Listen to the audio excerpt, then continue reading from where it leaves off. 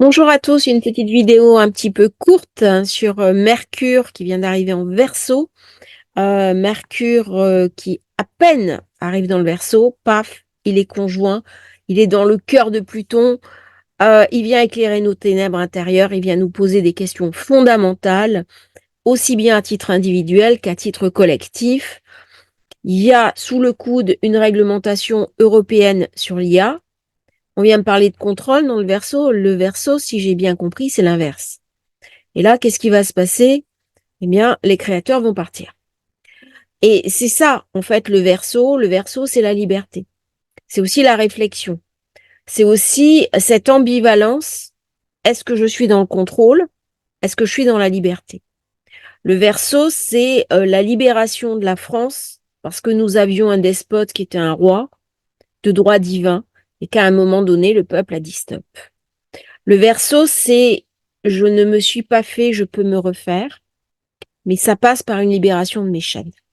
Et si je veux me libérer de mes chaînes, ça ne passe pas par le côté affectif, ça passe obligatoirement par le côté mental. Ça peut passer bien sûr par le côté spirituel, mais la libération des chaînes, ça passe par la parole. C'est en ça que Vénus est activée. Si je fais une thérapie, mais ça passe aussi par le regard positif sur moi-même pour regarder ces chaînes qui m'oppressent, pour regarder ce qui m'empêche d'avancer, ce qui m'empêche d'être heureux, ce qui m'empêche de me réaliser. Et si ça m'empêche de me réaliser, je ne peux pas apporter au monde quelque chose d'un message que j'ai à délivrer, quelque chose d'une mission. Dans la maison 11, on vient aussi nous parler de mission. On vient aussi nous parler d'un sens donné à la vie, mais au plan collectif. On est dans la maison où l'individualité du lion vient se dissoudre, mais elle vient pas se dissoudre pour disparaître. Elle vient se dissoudre pour créer un idéal. Alors Mercure en Verseau, je me disais à quel archétype il fait penser. Ben moi, il me fait penser à l'archétype de Néo dans Matrix, qui est un monde complètement futuriste, complètement digitalisé, mais qui vient justement raconter la confrontation que l'on a avec un système digitalisé à outrance, mais avant tout un système fascisant. Et là, ce qui est intéressant dans ce thème, euh, c'est le soleil qui fait un aspect dur à Uranus. Donc, il y a quelque chose d'une confrontation. Il y a deux mondes qui s'opposent. Il y a un monde qui veut lâcher les chaînes et puis un monde qui veut surtout pas. Et il y a deux blocs là qui se jouent l'un l'autre. Et Mercure avec Pluton, on amène l'intelligence au service de la transformation. C'est-à-dire, on est dans un monde qui est en train de changer, qui est en train de muter. Le politique qui a décidé de tout contrôler, il n'y arrivera pas. Parce que si on est dans un monde qui est globalisé d'une idée d'un village mondial, ben, ce que vous enlevez à un endroit, ça va refleurir à l'autre. Donc il y a quelque chose de mouvant. Uranus, il permet une communication à la vitesse de la foudre. C'est la 5D. Et donc, il y a des personnes, par exemple, qui me disent, oui, mais moi, je suis pas douée là-dessus. Et j'ai envie de leur dire, mais le monde de demain, ça va être ça. Donc, vous avez le choix maintenant. Ou vous rentrez dedans, ou vous restez sur le seuil. Là, Mercure, Pluton, ils sont sur le seuil. Parce que les transformations de la société qui vont apparaître vont être tellement stratosphériques que si je ne prends pas l'ascenseur maintenant, je parle bien d'ascenseur, c'est une fusée qui décolle, eh ben, je vais me faire complètement distancer. Et là, il y a quelque chose à faire. Il y a quelque chose vraiment à rentrer dedans parce que on vient me raconter le monde de demain. Alors, Neo, il vient parler aussi dans Matrix. C'est un film que j'ai beaucoup aimé, surtout quand Neo tape à la porte, hein, il voit le code de la porte, quand il prend la pilule de la connaissance, la pilule du savoir, c'est très uranien. On est dans un monde très, très uranisé. Et on nous montre bien les excès qu'il peut y avoir euh, si Pluton ne laisse pas la place à la conscience. C'est-à-dire un monde uranisé, c'est un monde dont l'octave inférieure est Mercure. C'est-à-dire je suis invitée à penser ce que je fais. Ça ne peut pas être un monde qui est en dehors d'une pensée éthique. Sinon, c'est un monde qui devient destructeur. Chacune des planètes transpersonnelles doit fonctionner avec l'octave inférieure, qui vient les réguler, qui vient les temporiser. Ce ne sont pas des planètes qui sont directement applicables, elles ont besoin d'une interface de traduction. C'est comme vous êtes sur un ordinateur, bah, vous avez besoin de Windows qui vous permet d'accomplir les tâches. Si vous n'avez pas Windows, bah, travailler sur le DOS, moi je l'ai fait à l'époque, croyez-moi, c'est vraiment très compliqué. Et ben en fait, c'est pareil. C'est pareil. C'est-à-dire que vous avez besoin d'une interface. L'interface de Mercure, d'Uranus, c'est Mercure. Donc, on voit à quel point l'entrée de Mercure dans le Verseau, elle est fondamentale. Elle est fondamentale parce qu'elle va m'obliger à regarder une réalité en face. Est-ce que je veux m'exclure du monde ou est-ce que je veux vivre avec le monde d'aujourd'hui? C'est un choix personnel. Il n'y a pas un choix qui est meilleur que l'autre. Mais par contre, il y a un prix à payer. Et avec Uranus, il y a un prix à payer. Ce que dit Uranus, hein, il n'y a pas d'omelette sans casser les œufs. Alors bien sûr, ça va déclencher des vagues de licenciement, des vagues de prédation. Les prédations type uranienne, elles sont vraiment pas drôles. Mais par contre, Pluton peut venir tempérer. Il y a la génération des Plutons en Vierge qui a vécu le chômage de masse, était la première génération à connaître ça, alors que la génération d'avant avait connu le plein emploi, qui va dire peut-être attention. On n'est pas prêt à aller trop loin dans la casse humaine. C'est-à-dire la machine doit rester au service de l'humain. Et ça, c'est Mercure qui va étudier ça. Hein. D'autant qu'il y a un carré à Jupiter. Jupiter, c'est la structure, c'est la densité, c'est le social. Et on voit bien les menaces qui pèsent sur le social si Mercure est avec Pluton en Verseau. C'est-à-dire qu'il va y avoir des révoltes contre la machine, il va y avoir une mécanisation à outrance, mais le risque d'un monde uranisé, c'est de perdre la conscience de l'humain. Alors qu'en fait, nous pouvons, par le biais de la machine, aller beaucoup plus loin dans notre humanité.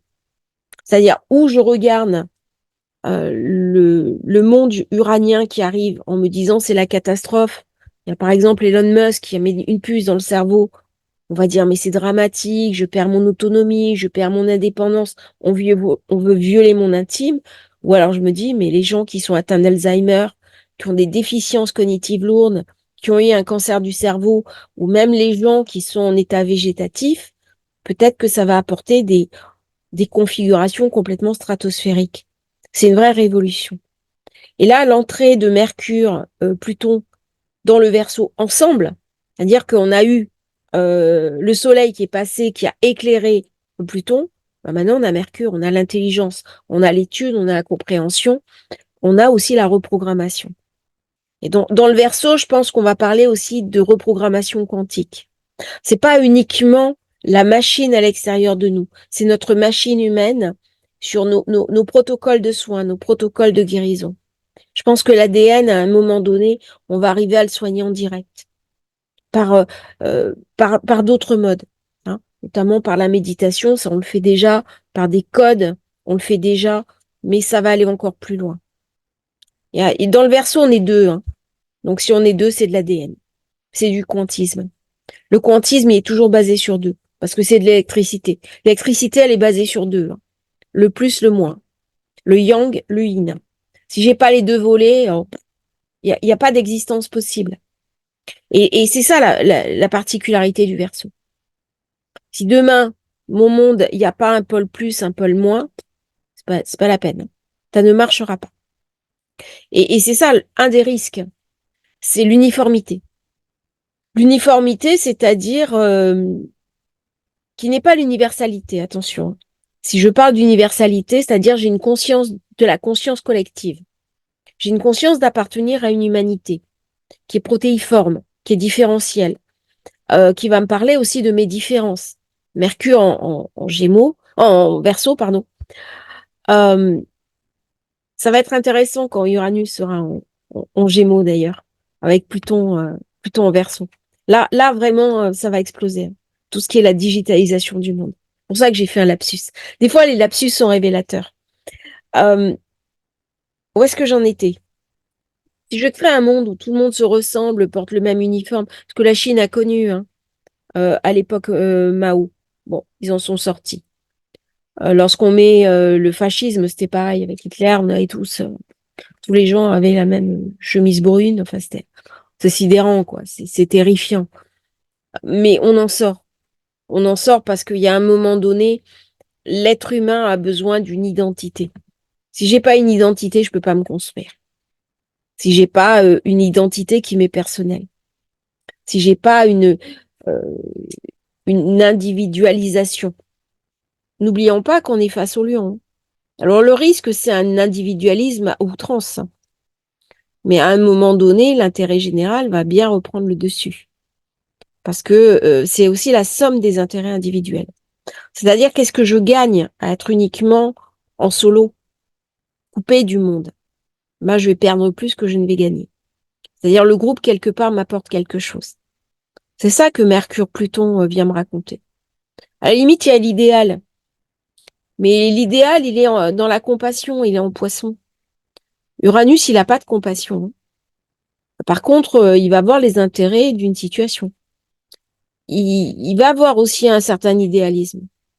Mais un idéalisme qui est à l'emporte-pièce. C'est pas le même idéalisme compassionnel. C'est un idéalisme réaliste.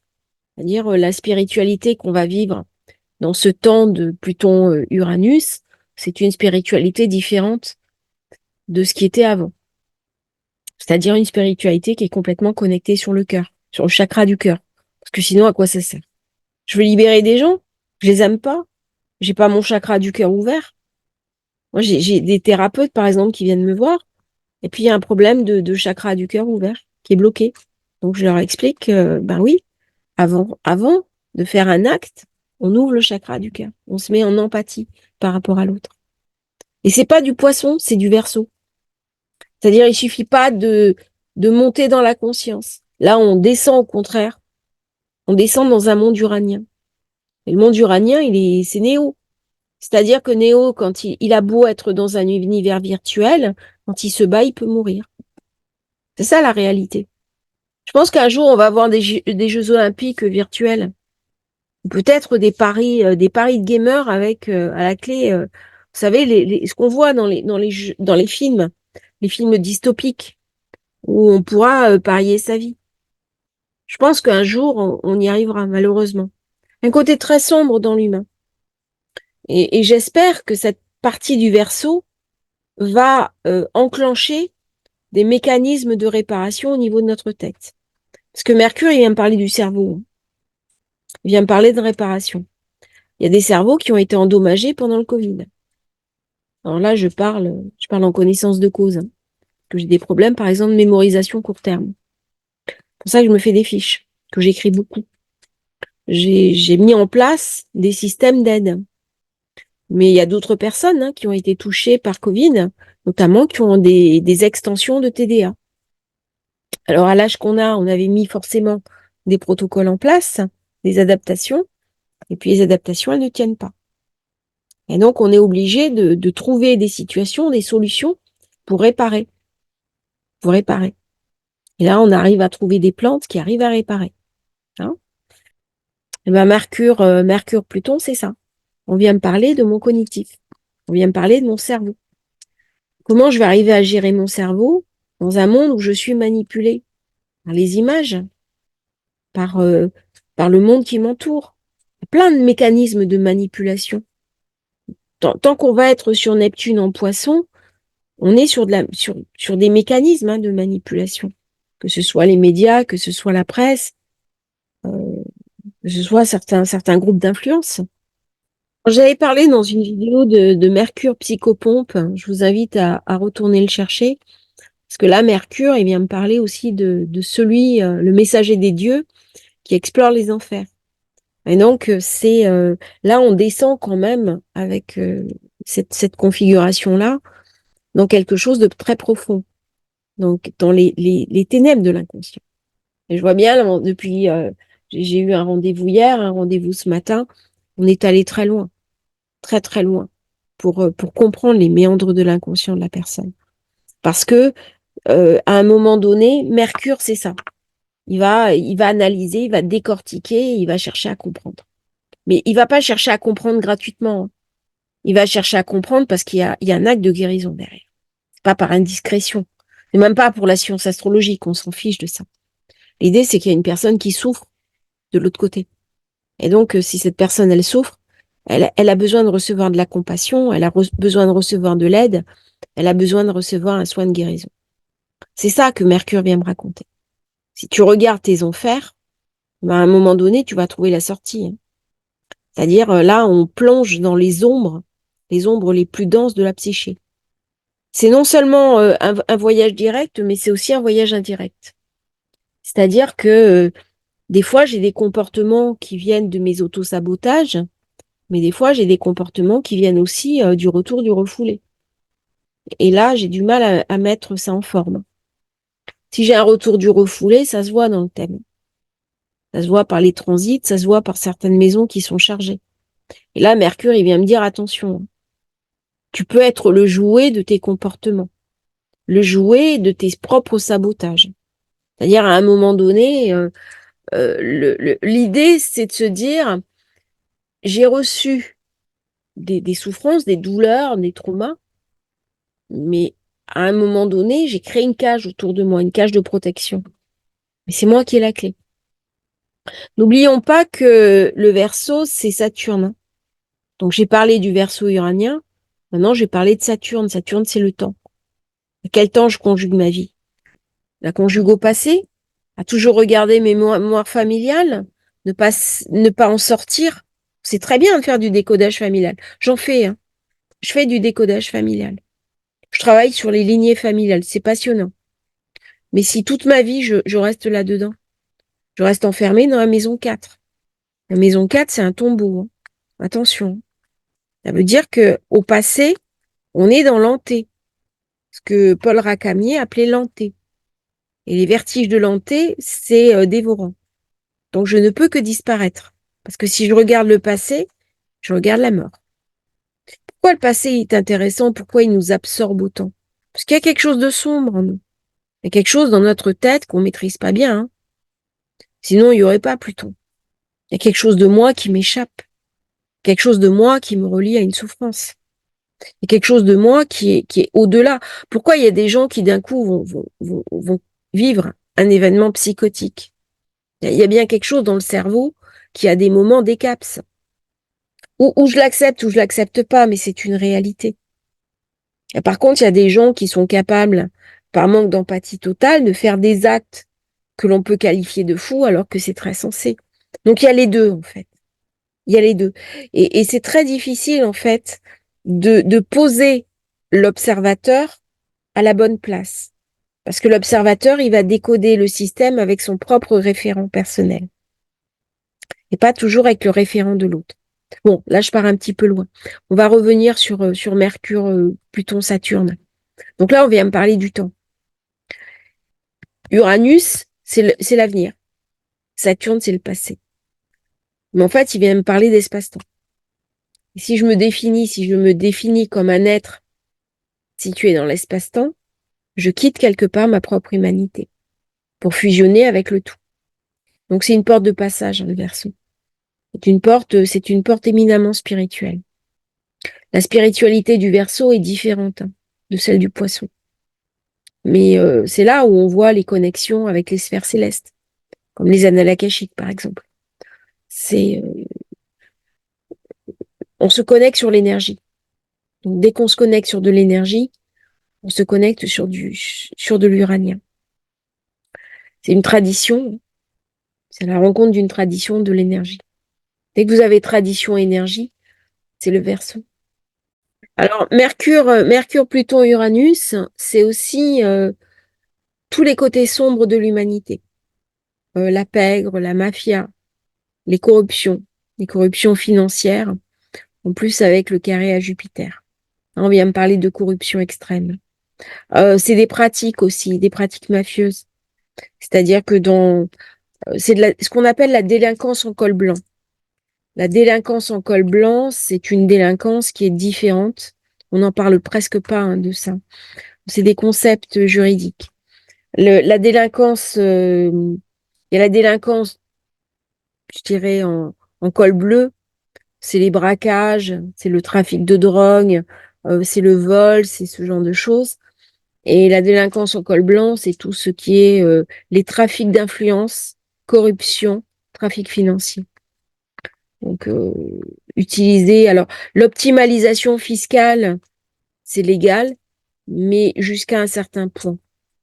Et là, c'est de ça aussi dont on vient me parler. Les pratiques de la pègre. Et là, on voit bien comment le monde... Je regardais un film sur Netflix qui se passe en Corée, et il disait que lorsqu'on va trop loin dans la corruption, on détruit une société. On détruit un système, en fait. Parce que ça absorbe complètement le financier et ça dépossède les gens de ce financier. Bon, je parle pas de l'entreprise, de la PME, de ce genre de choses, hein. Je parle vraiment des multinationales qui sont devenues des ogres dévoreurs d'économie et de personnes.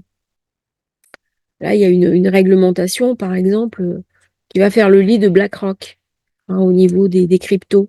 C'est-à-dire, il y a une dépossession des exchanges. Les exchanges sont plus libres, que ce soit Binance ou d'autres exchanges.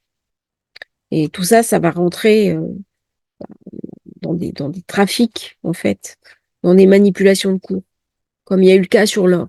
Idriss Aberkan en parle très très bien de ça. J'aime bien ces vidéos, elles sont intéressantes.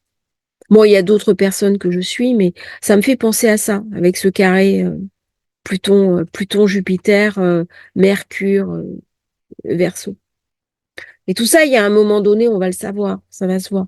Même les gens qui s'intéressent pas à ce système, bon, je vous invite à vous y intéresser. Même si vous n'allez pas spéculer, intéressez-vous à ça, parce que ça fait partie du monde dans lequel nous évoluons. Des personnes qui me disent, je veux pas voir ce qui se passe. Je le comprends parfaitement, il faut se protéger. Mais en même temps, si je ne vois pas ce qui se passe, si je tourne la tête, on est aussi dans le déni. Et Uranus, il vient me dire, regarde ce qui se passe. Uranus, c'est le révolté, hein. Neptune, à la limite, il va fuir, hein. Neptune, il va dire, je suis dans le déni, je tourne la tête.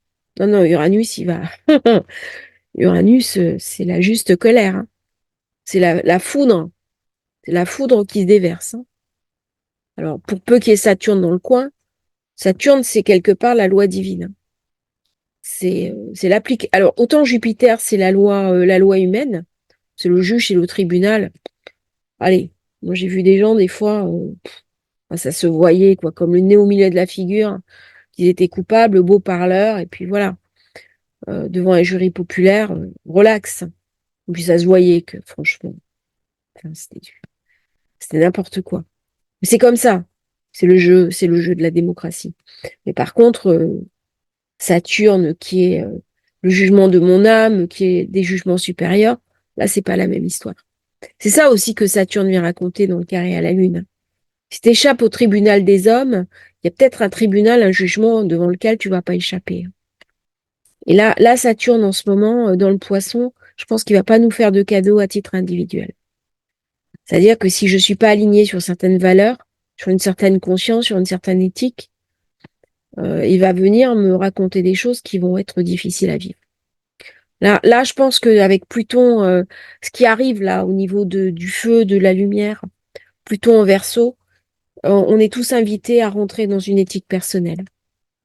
Pas dans une histoire de punition-récompense. C'est une histoire personnelle. C'est une responsabilité personnelle, une éthique personnelle. C'est ça, hein, que Pluton, Uranus, Saturne viennent nous raconter. Ce que je dis, les gens qui ont fait des EMI, moi j'en ai fait une, mais j'ai pas été aussi loin que ça. Mais Marie de Solesmes, hein, qui était une amie de ma mère, que j'ai rencontrée, que j'apprécie beaucoup, elle en parle. Elle en parle de son EMI. À l'époque, quand je la connaissais, elle en parlait pas. Mais il y avait quelque chose entre nous qui avait accroché. Et elle s'est retrouvée devant le tribunal. Tribunal de l'autre côté. Là, il fallait bien quelque chose à présenter, hein. C'est ce que je dis, hein. Le pire des jugements, c'est soi-même. Mais une fois que je suis obligée de me regarder, il vaut mieux que j'ai quelque chose de positif à montrer, qui j'ai été. C'est une histoire personnelle, hein. Mais maintenant, on va plus pouvoir tricher avec ça. On est à nu, hein. Le Verseau, il va nous mettre à nu. Là, ça va être la brûlure, hein. Là, je vais enlever tous mes vêtements, mes oripeaux. Je vais plus pouvoir tricher. C'est ça que Mercure, il vient raconter. Il faut se préparer aussi, hein. En Mercure, Verseau, c'est la pensée fulgurante, le mot fulgurant, le mot qui va tout changer. Alors ça, c'est quelque chose qu'on voit, par exemple, quand je suis en astrologie coaching, ou que je fais des thérapies. D'un coup, je vais dire à une personne, un mot à une personne, ça va changer son destin. D'un coup, là, paf, la lumière, elle arrive. C'est une compréhension nucléaire. C'est comme une explosion. Dans sa tête, elle est waouh. C'est l'effet waouh. C'est-à-dire qu'il y a eu un avant, il y aura un après. Et c'est quelque chose d'une prise de conscience profonde qui ne peut être alignée que sur quelque chose de bienveillant, de positif et d'atomique. Quand vous êtes dans cette énergie-là, ben, la personne, elle bascule. C'est-à-dire d'un coup, elle voit la lumière. Euh, Ça arrive souvent en cerise sur le gâteau. Je m'explique, ce sont des personnes qui ont déjà fait un travail derrière, qui arrivent pas devant vous sans ayant fait un minimum de travail spirituel, de travail thérapeutique, voire de coaching. Et là, pouf. Et là, je suis vraiment très heureuse de ce Mercure en Verseau. Moi, j'ai un Verseau très fort dans mon thème. C'est un signe que j'aime beaucoup euh, parce qu'il me parle de conscience, il me parle d'éthique. C'est c'est les sociétés à cadran. C'est-à-dire, je respecte les autres cadrans, je respecte la multiplicité parce que nous n'avons pas tous les mêmes besoins et nous n'avons pas tous les mêmes potentialités. C'est l'inverse, en fait, de l'égalitarisme. L'égalitarisme, c'est un vaut un. Ben non. Bien sûr qu'on est tous égaux dans l'idée. C'est clair, c'est une évidence. Mais dans la conceptualisation, nous n'avons pas tous les mêmes envies. Nous n'avons pas tous les mêmes choix de vie. C'est-à-dire que si on donne une baguette magique à 10 personnes en disant, bah, exauce un vœu, pardon, je suis fatiguée en fin de journée. Moi, je fais la vidéo, là, je vais faire le montage, comme ça vous l'aurez. Mais j'ai ma langue qui a fourché, un peu crevé. Bon, passons. Bah, vous verrez que les gens ne vont pas du tout exaucer les mêmes vœux. Il y en a une, ça sera l'argent, l'autre, ça sera le pouvoir. Il y en a, ça sera d'avoir des enfants, il y en a, ça sera de tomber amoureux. Ça sera différent. Il y en a, ça sera d'avoir une bibliothèque immense pleine de bouquins, toutes les connaissances du monde. Enfin bref, vous pouvez imaginer à l'infini. C'est ça que vient me raconter aussi Mercure. C'est une différenciation. Là, on vient me parler aussi du plus haut, puisque Mercure, il monte dans l'Olympe. Euh, Uranus, c'est le mythe de Prométhée, et Pluton, c'est les enfers. Et là, qu'est-ce qui se passe? Eh ben, c'est une alliance entre le haut et le bas. Donc, c'est imminemment connecté. Parce qu'il y a plein de personnes, par exemple, qui sont dans le bas, qui sont dans une matérialité pure et dure. Je crois ce que je vois. Donc, quand on me dit je crois ce que je vois, je dis bah vous avez déjà vu un atome? Parce que moi, c'est pas le cas. Je peux le conceptualiser, mais je l'ai jamais vu.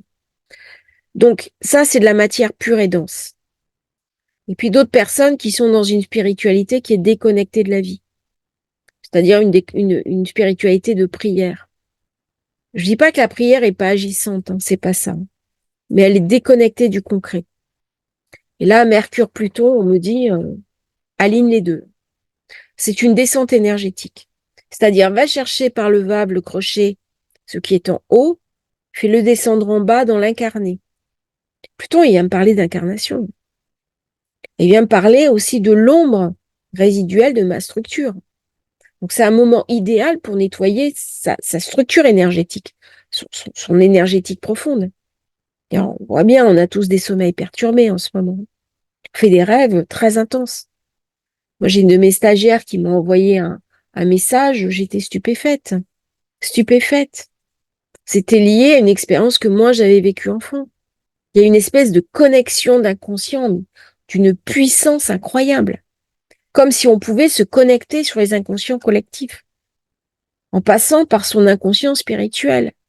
Il y a vraiment des personnes qui se rejoignent en ce moment, des étincelles. C'est infiniment précieux. C'est d'une générosité sans nom. On voit les synchronicités autour de nous, c'est stupéfiant. C'est presque des synchronicités atomiques. Je parlais de l'atome. On parlerait beaucoup avec le Uranus, avec le Verseau. Et qu'est-ce que c'est l'atome? C'est quoi l'atome? Ben, c'est ce qui constitue la matière. Et la matière, elle est forcément limitée. C'est Saturne. Donc vous comprenez bien pourquoi Saturne est là. Voilà, petit clin d'œil. Ouais, je ferai une vidéo là-dessus.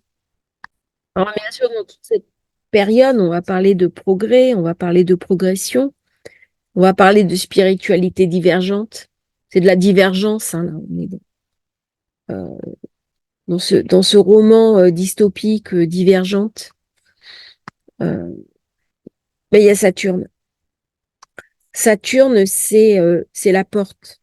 C'est l'ombre, bien sûr, mais c'est aussi l'ermite. C'est celui qui se retire du monde des humains pour être lui-même. Donc c'est forcément un marginal. C'est celui qui s'isole.